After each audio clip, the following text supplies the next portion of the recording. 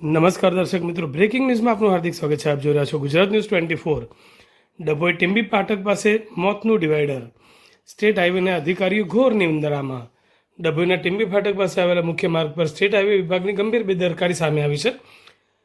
અહીં રોડના ડિવાઈડર પર મોટા પ્રમાણમાં કાંટાળા, બાવળ અને ઝાડી ઝાંખરા ઉગી નીકળ્યા છે, જે હવે વાહન ચાલકો માટે જીવલેણ સાબિત થઈ રહ્યા છે.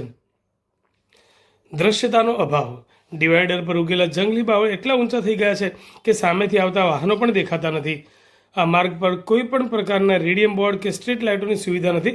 રાત્રે અંધારામાં આ ઝાડીઓ દેખાતી ન હોવાથી વાહન ચાલકો અચાનક ડિવાઈડર સાથે અથડાય છે. આ મુખ્ય માર્ગ હોવાથી અહીંથી રોજબરોજ હજારો નાના મોટા વાહનો પસાર થાય છે, છતાં તંત્ર મૌન સેવીને બેઠું છે. શું કોઈ નિર્દોષનો ભોગ લેવાય પછી જ તંત્ર જાગશે? સ્થાનિકો અને વાહન ચાલકોમાં ભારે રોષ જોવા મળી રહ્યો છે.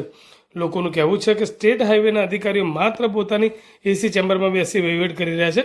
જો આ અધિકારીઓ ફિલ્ડમાં ઉતરીને તપાસ કરે તો તેમને જનતાની હાલાકીની સાચી ખબર પડે.